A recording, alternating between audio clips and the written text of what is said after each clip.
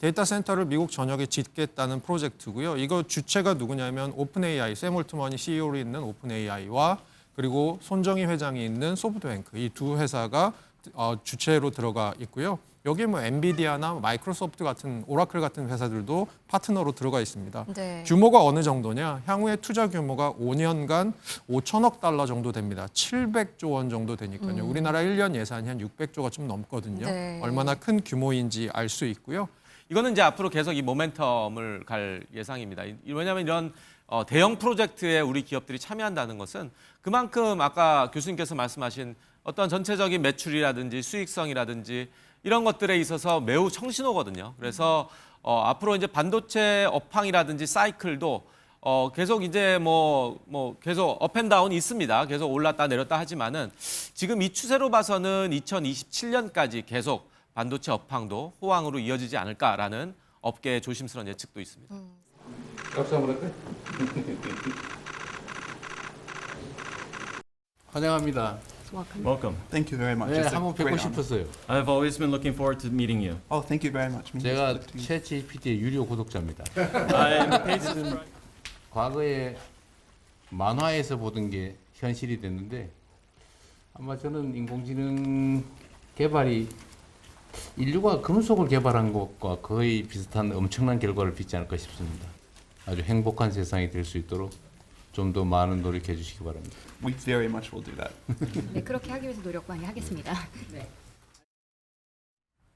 네, 샘 올트먼 CEO와 이재명 대통령 만나서 한 이야기 들어보셨습니다.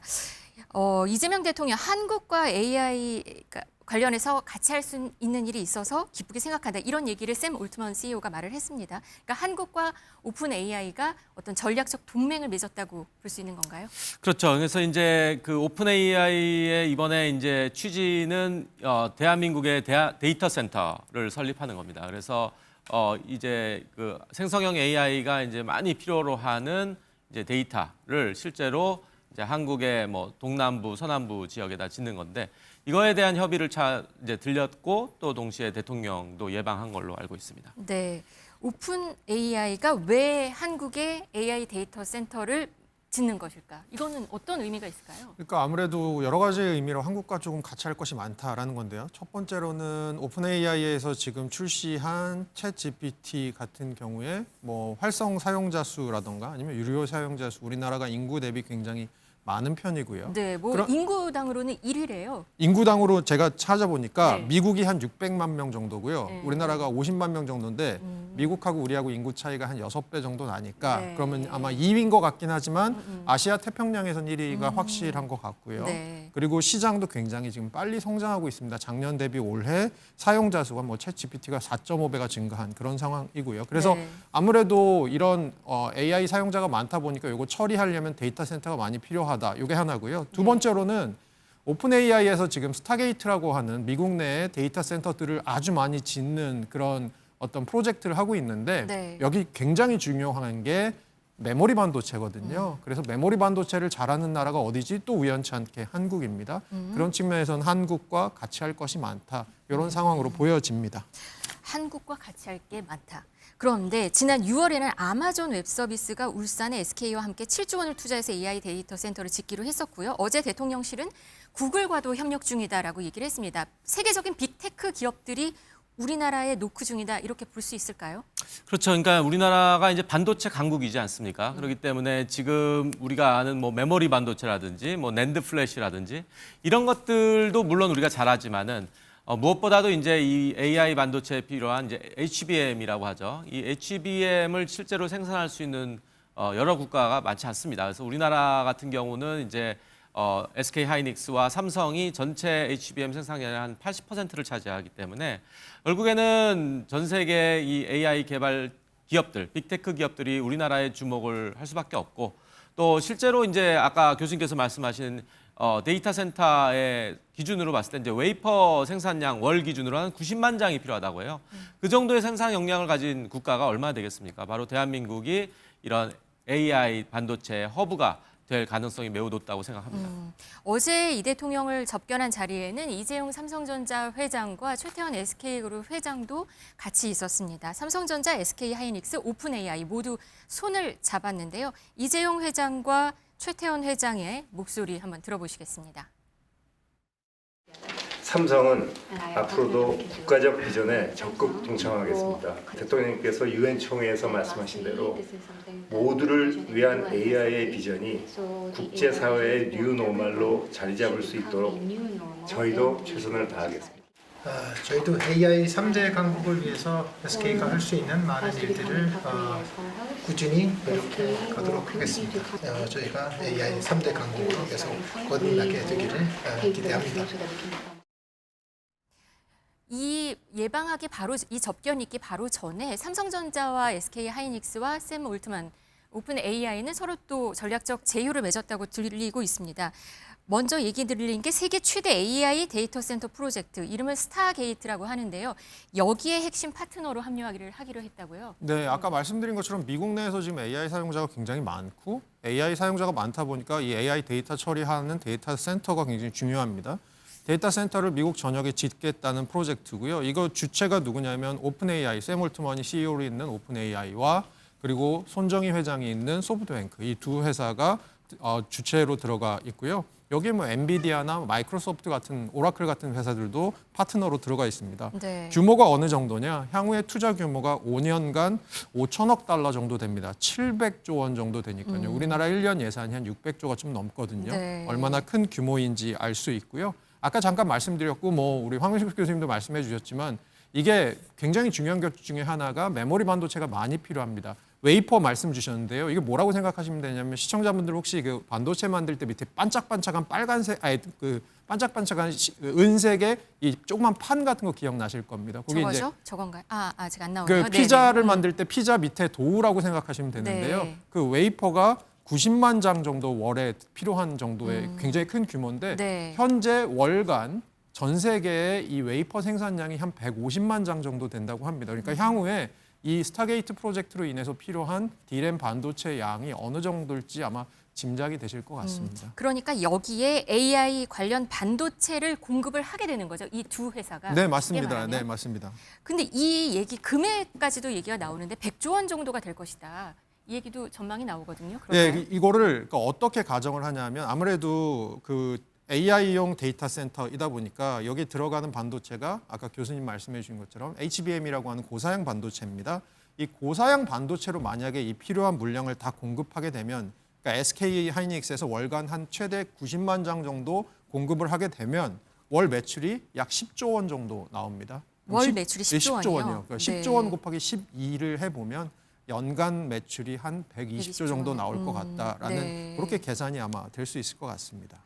기회일 것 같은데 SK와 삼성전자는 그러면 어떤 영향을 같이 받는 거? 같은 걸 공급을 하게 되는 걸까요? 그렇죠. 그러니까 삼성이 아마 한 그 HBM 아까 말씀하신 그 반도체 한 전체 물량의 25% 마켓 셰어를 갖고 있거든요. 네. 점유율을 갖고 있기 때문에 삼성이 이제 이 AI 생태계 안에 이제 동참할 수 있는 것이고 제가 여기서 좀 관심 있게 본 게 하나가 이제 이번에 아까 말씀드렸던 데이터 센터 부분인데요. 네. 삼성이 지금 추진하는 게 이제 수상 데이터 센터라고 합니다. 그래서 이 수상 데이터 센터가 이제 오픈 AI가 지금 추진하는 스타게이트 프로젝트하고 관련돼 있는데 실제로 이게 이제 그 이러한 그 데이터 센터를 바다 위에다 짓는 거죠. 수상 데이터 네, 센터요. 수상이요. 네네. 그래서 열이 많이 나서 그런 그래서 건가요? 포항 앞바다에다가 이제 짓는데요. 탄소 배출량도 많이 줄이고 열도 좀 줄이고 그다음에 그런데 이게 이제 설치가 매우 어렵다고 합니다. 그래서 이제 과연 이것이 실제로 하나의 어떤 그 품질 규격으로 이제 자리 잡을 수 있느냐, 표준화될 수 있느냐 이게 관건인데 실제로 이거를 이제 삼성이 오픈AI와 같이 해서 수상 데이터 센터를 짓겠다는 발표는 매우 좀 야심찬 그런 프로젝트가 아닌가 생각이 듭니다. 이런 얘기들이 나오니까 오늘 주가는 오늘 코스피 지수 엄청 높았고요. 삼성전자도 9만 전자를 4년 9개월 만에 터치를 했다고 합니다. SK 하이닉스는 12% 가까이 오르기도 했는데 진짜 다 반기는 모양새입니다. 그렇죠. 그래서 이제 오늘 아마 장 마감할 때 9만 전자 그다음에 40만 닉스가 현실화되느냐 이제 지켜볼 일이고 이거는 이제 앞으로 계속 이 모멘텀을 갈 예상입니다. 왜냐하면 이런 대형 프로젝트에 우리 기업들이 참여한다는 것은 그만큼 아까 교수님께서 말씀하신 어떤 전체적인 매출이라든지 수익성이라든지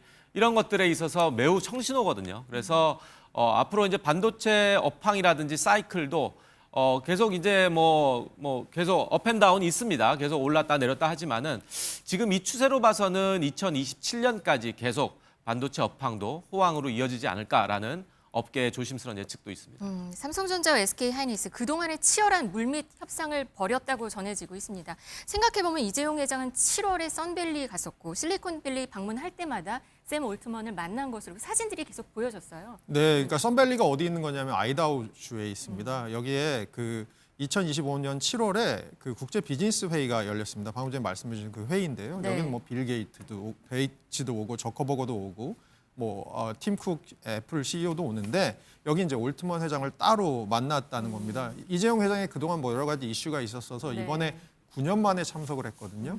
9년 만에 참석을 해서 누굴 만났나? 만난 사람 중에 샘 올트먼 CEO 개인적으로 만났고 현재도 개인적으로 직접 통화하는 사이라고 알려져 있습니다. 최태원 회장은 어때요? 사실은 최태원 회장이 먼저였다는 얘기가 있어요. 샘 올트먼과의 인연은. 네, 그러니까 2023년으로 이제 2년이 거슬러 올라가는데요. 아무래도 아까 교수님 잠깐 말씀해 주셨지만 HBM이 되게 많이 필요한데 삼성보다는 SK 하이닉스가 최근 들어서는 HBM에서 굉장히 각광을 받고 있었거든요. 네. 엔비디아의 납품도 성공하고 이런 것들이요. 아무래도 샘 올트만 입장에서는 여러 가지로 또 이런 부분이 작용을 한 것 같고요. 최태원 회장께서 사실 뭐 미국에서 시카고에서 공부도 하셨고 사실 미국 문화 굉장히 익숙하실 텐데 굉장히 두 분 보면 좀 친해 보이는 느낌이 들더라고요. 네, 그래서 사진 네, 나오네요. 저렇게 개인적으로 네네. 사진도 찍고 그다음에 이번에도 샘 올트만 회장이 SK 빌딩 갔다가 이제 거기서 회의하고 나오면서도 굉장히 막 즐거운 표정을 지으면서 엄지척했던 그런 사진도 저도 기억이 납니다. 네, 이 셋의 동맹은 정말 앞으로 우리나라 산업, 우리나라 기업 주가에 이렇게 영향을 주는 거 보니까 산업 발전에 큰 영향이 있긴 있겠어요. 네, 최근 들어서 이제 반도체 산업에서 좀 좋은 소식이 뭐였냐면 우리나라 올 초에 경제 성장률이 굉장히 안 좋을 거다라고 생각을 할 때 그나마 상반기에 반도체 수출이 좋았거든요. 네. 반도체 수출이 좋은 거는 금액, 물량 뭐가 좋았냐? 둘 다 좋았습니다. 근데 금액이 좋았다는 건 최근에 메모리 반도체 가격이 굉장히 올라오고 있어요. 이 좋은 상황에서 추가적으로 호재 이런 뉴스가 있었던 게 굉장히 좋은 것 같고요.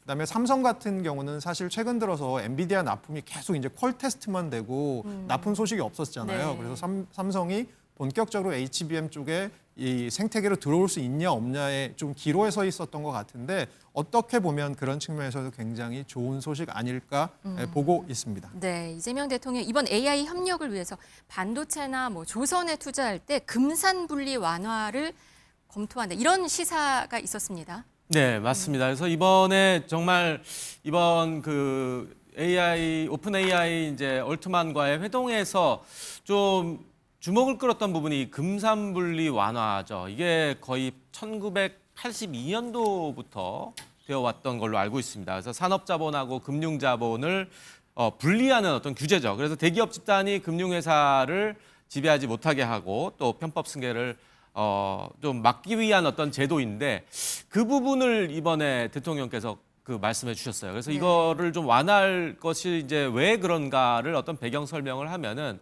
실제로 이제 우리 빅테크 기업들, 우리로 말하면 이제 삼성전자나 하이닉스가 실제로 어떤 투자를 하는 데 있어서 또 출자를 하거나 이런 데 있어서의 어떤 대규모 투자에 어려움이 좀 있다. 그렇기 때문에 실제로 이제 기업형 벤처 캐피털 라든지 그걸 CVC라고 하는데 이거에 대한 어떤 규제를 완화해 달라고 하든지 아니면 또 실제로 대기업이 주도하는 어떤 기업 펀드 운용이라든지 이런 것들은 이제 40% 정도로 좀 제한되어 있거든요. 그래서 이런 것들에 대한 좀 완화가 필요해야지만 이 대기업, 빅테크 대기업 집단이 이 AI 생태계에 과감하게 좀 투자할 수 있다. 한 예로 이제 소프트뱅크, 일본의 소프트뱅크 같은 경우는 뭐 그런 어떤 금산분리의 규제가 없기 때문에 자유롭게 이 생태계를 만들어 나갈 수 있거든요. 그거를 아마 대통령께서 이런 인식한 거 아닌가 그런 생각이 듭니다. 한미 AI 동맹은 더 한층 강화될 것으로 보이는데요. 지금 삼성전자나 하이닉스 같은 경우는 오늘 당장 주가가 말을 해주고 있는데 국내 AI 특수를 누릴 곳, 이곳들 말고 또 뭐가 있을까요? 그 아무래도 지금 뭐 네이버나 카카오 같은 기업들에서도 우리나라 빅테크 기업들에서도 AI를 계속해서 이제 엣지를 주면서 여기를 좀 성장시키려고 하고 있는 부분이 있습니다. 그런 부분도 있을 수 있고요. 그리고 AI 데이터 센터 같은 것들을 지을 때 우리나라의 건설업체들이 얼마나 들어갈 수 있을지도 아직은 미정이긴 하지만 네. 그런 부분들에 대해서도 또 연결이 있을 수 있고요. 또 하나는 사실 제가 아까 말씀을 드리려다가 못 드린 부분이 하나 있는데요. 우리나라 내 이번에 데이터 센터 짓겠다고 MOU를 맺은 지역들을 잘 보실 필요가 있습니다. 포항이나 포항? 울산이 네. 한 축이고요. 네. 전남 쪽이 또 한 축입니다. 네. 뭐냐면 AI 데이터 센터에 굉장히 많이 필요한 게 전력입니다. 전력망이 어디 있을까요? 포항이랑 울산 주변엔 뭐가 있죠? 뭐가 있냐면 원전들이 굉장히 많습니다. 그리고 전남에는 이번 정부의 에너지 고속도로라고 해서 거기다가 대규모 재생에너지, 특히 풍력이나 이런 것들을 지금 태양광들을 하려고 하는 지역입니다. 어떻게 보면 이런 산업과도 관련이 있을 것 같다 정도의 생각이 좀 듭니다. 알겠습니다.